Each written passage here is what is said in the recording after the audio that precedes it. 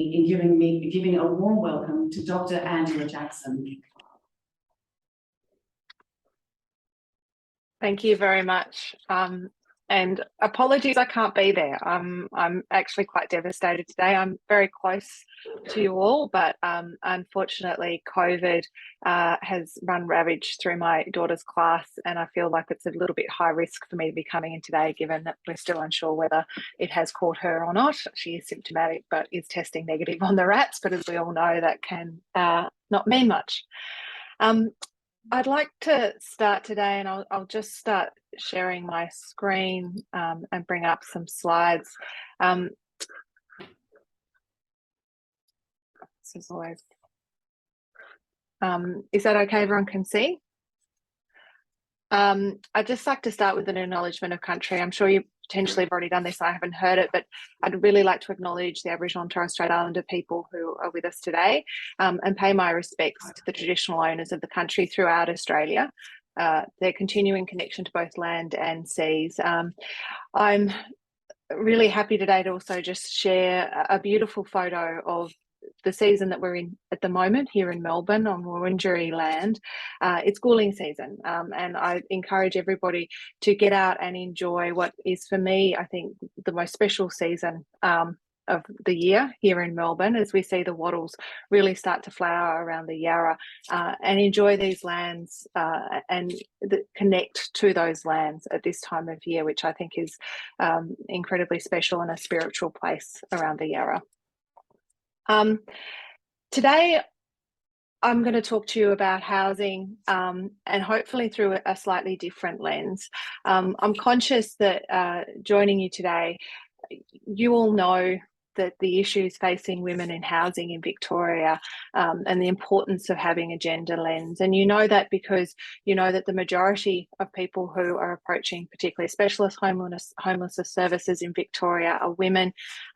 We can see that across age groups, that around 50% of those women have experienced domestic and family violence, and need, you know, specific supports and care that aren't necessarily being provided at the moment, with insufficient housing for those women, meaning that many are facing homelessness or are having to return to violent partners. I know that you're all acutely aware of those issues, and hopefully today exploring some of the solutions. As an economist, and as we transition to a new government in Canberra, what I was hoping to really do today is to share what my lens on housing is, what the lens I think that the new government in Canberra is trying to bring to policy more broadly, and how that can help the sector in particular really couch what it is and has been obviously arguing for a very long time in terms of greater investments in social and affordable housing and supports in this space. I'm conscious that, you know, and listening in yesterday to the homelessness conference that was up in Canberra, there are different views about how people see housing. As an economist, I often get asked questions around housing as a commodity. And in that space, what we do is we go, well, house prices are up, house prices are down, there's a supply issue, there's this issue, how's the market going? Rents are up, rents are down. It's all about efficient allocation. And often the sector and the sector that you're working in is asked to operate within that paradigm, whereby you need to prove cost effectiveness, whereby you need to prove that, you know, as a commodity, why should, what is the failure here that we're trying to fix?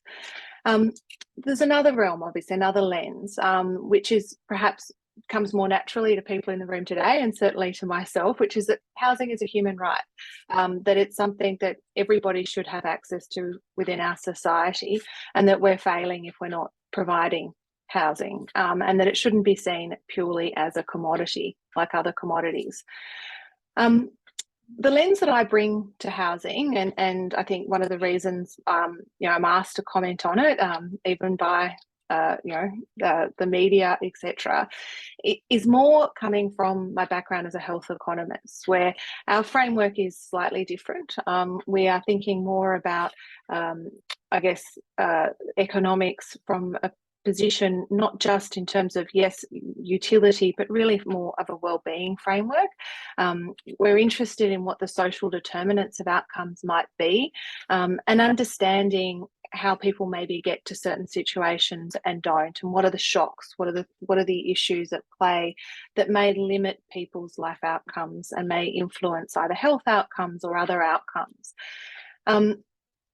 The framework that we often use and is often used in that space, and how I see, I guess, housing, and how I think, and how I will talk about now, I think how the new federal government is also starting to see policy more broadly, is really housing as a capability. Now, I will go on to explain what I mean by that. But this is really about seeing that housing is, yes, there's a moral obligation there, and it is a right, but it is also fundamental to people's wellbeing and ability to function within our society that they have housing. And therefore, it is one of the basic positions of what we would call a capability set that allows people within our society to then function fully. Now, this is, and for those of you that have heard this before, maybe sparking some, areas of recognition, this is Amartya Sen's capability framework. And the way in which he sees and way in which he conceptualizes well-being is this idea of, yes, we're all born with, physical, social, economic, political. We have a basket of goods available to us. We have personal characteristics, and they all interact, I guess, to present what the capabilities of each person is to function within society. And then the outcome, and then through our choices, we have functionings, and that's what we may witness in the market. But ultimately, those capabilities of a person to function are what's really fundamental to well-being, is that we have those choices. And as a society, we need to have a discussion and a decision, and this is where Sen stays silent and much frustration across the economics field, about, well, what are those basic capabilities that we as a society believe everybody should have? And that is actually a valid conversation for us to have. What are the things that we think everybody in society needs to have, the capabilities they need to have to be able to function? And that has importance, obviously, from an economic perspective, also a social perspective, but it really goes to the fundamentals of, well, what are we actually trying to achieve here as a society? And what do we need to make sure that everybody in our society has in terms of those capabilities? Now, you can see that when we start seeing, I guess, economics and decision-making through this capability framework, the issue around housing being a commodity or a human right, it sort of almost comes into the middle, that it's a capability, that it is something that that every single person in our society needs at a basic level to be able to function within the economy more broadly. Now, there has been some work in terms of trying to put housing more broadly into how would we conceive it in this capability framework.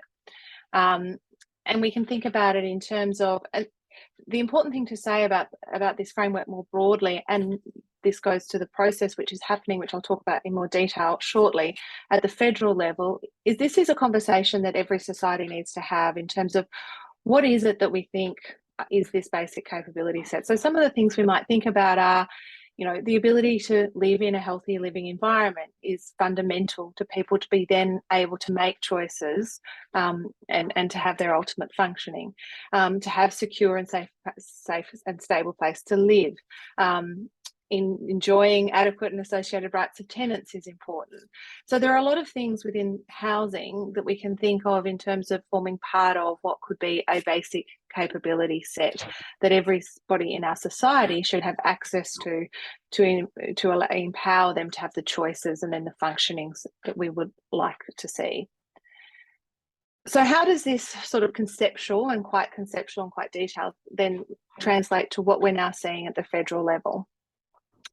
You probably have all heard about the wellbeing budget that the Treasurer Jim Chalmers committed to in opposition. There are some people that don't see this as being serious, and certainly the previous Treasurer, Josh Frydenberg, liked to, make a bit of fun of it in terms of yoga, beads, etc. But the wellbeing budgets are very much founded in the SENS capability framework. It is very much around investing in those areas that lift the capability set of us as a population of Australians, and then allow those productivity improvements to flow from that. And it is important in that context to say wellbeing budgets are about far more than just supplanting gross domestic product, which is what we normally think that economics is about, with a measure of well-being or happiness. And there's a few reasons for that. I think it often is confused potentially in people's understandings of what a wellbeing budget is. Now, yes, we want people to be happier, but the reality is that some of these wellbeing measures can be pretty subjective. In fact, they can often not change a lot over time, and people's can adjust. So these self-reported wellbeing measures, you can have a negative shock, but often people will adjust in terms of their wellbeing over time. So they cannot be the most robust, if you like, measures in terms of outcomes. And so the wellbeing framework in that context is really more about thinking about, well, what is the capability set that we want as a society, and what are the measures under that are important. And in that sense, it's really important. And I just note here that in terms of what this new wellbeing budget is going to mean, and what it could potentially deliver for Australia, it is really, really significant. The federal budget in particular, it represents around 25% of all spending across our economy in any given year. So it is a significant amount of money that is allocated. At the moment, there's no real structure. There's no real cost effectiveness analysis done. There's no real focus in terms of what is the framework of that spending in a systematic way. We might even think that, yes, it's about a gross domestic product, but even that, a lot of the measures aren't necessarily aimed at improving gross domestic product. So the wellbeing budget has this real capacity to include this wider set of goals, metrics and analysis to really drive that capability set across society, and can underpin this evidence base to policy and to government, which is incredibly, I think, important, and particularly in the space of housing, whereby there is ample evidence of effectiveness of outcomes, but often it isn't necessarily, because it's not the budget isn't framed around evidence-based policy, it doesn't necessarily get the credence it deserves. Now, wellbeing budgets aren't new. If we look to New Zealand, for example, which is often held up as the exemplar, although with lack of a gender lens, which I've got here, I would say it's potentially not the exemplar that it should be held up to. They introduced, however, a wellbeing budget framework looking at improving mental health, reducing things like child poverty, inequalities with the Maori population, the digital age, and transitioning to a low emissions economy. Now, the New Zealand framework is good, and it's good in the sense of it targets quite nicely a number of key priority areas. I don't know if it's necessarily the best example, though, for Australia in terms of what is best practice. The country I would say is probably doing this and gender responsive budgeting best in the world is actually Canada. They have a very well-established gender responsive budgeting with 6 gender equity goals for Canada, and now they have a new quality of life framework. So the idea behind this, the way in which the budgets are formed, is they have these 5 domains in terms of what drives quality of life. So things like prosperity, health, good governance, environment, society. And underneath those, they have a number of targets, which they have to report against, but it's also those targets which they then use to analyse new policy. So things like reducing rates of homelessness, things like housing security, form part of that. So that means when they're analysing the budget and the budget spend, it's analysed against the effect they have on those benchmarks and on those measures. And so you can see quite clearly how it can, over time, certainly lead to much more targeted investments at things that will really break down disadvantage, that will lead to greater investments into areas where we know that there is a long-term dividend. And if we look at the way in which the budget process will work, you'll have a process where you'll have a sort of a wellbeing needs assessment, if you like, so a stock take of where we are. consultation and planning is part and should be part of any very good wellbeing budget process, involving all stakeholders. You then have your decision making in budget, which is generally a little bit closed off, and then the monitoring and reporting. And so the process, is continuous as it is now. But it really does have that reporting back and that feedback loop in terms of, well, what's the actual outcome of what we've done been, and what are we thinking that the outcome may be of our new initiatives, which is quite different to the way in which budget announcements happen currently. If we want to think about what this could mean for Australia and particularly around housing, it's pretty clear to see that it's a real opportunity. And I think for housing in particular, it presents a fantastic opportunity, both in terms of housing itself and in terms of specific targets, but also the impact, of course, that we know that housing has across these domains. If you want to think about, health in terms of housing as a social determinant of health, obviously in terms of prosperity, you probably want to have specific targets around housing stress and homelessness included in the framework. But across the board, in terms of gender, in terms of children, the importance that housing has across those, you can see that there's a real potential within this framework to underpin greater investments from government over time into housing and affordable housing, and ensuring that everybody in our community has access to secure housing, because we know the flow-on effects, and that this framework, I think, does have the potential, if harnessed properly and if developed properly, to really underpin us tackling these issues in a much more systematic way. I think one of the things we've noticed in the sector is, while in the last sort of 2 or 3 years, as the economy obviously went through a very difficult period during COVID, we've seen a huge amount of investment in social and affordable housing, which is of course welcome. But for the sector, generally speaking, it is very peak and trough, whereby there's investment at times of economic downturn because it's seen as a stimulus, rather than that understanding of this is really about building the long-term capabilities of us as a society, and that investment in this space is critical to that, and critical to a number of outcomes that are very important to our well-being, our productive capacity. And this well-being budget framework, I think, has a real capacity to drive some of that investment. That's the hope anyway. Housing, sunshine, and a new dawn. Thank you so much for the time to speak, and hopefully have some time left to answer a couple of questions. Thank you.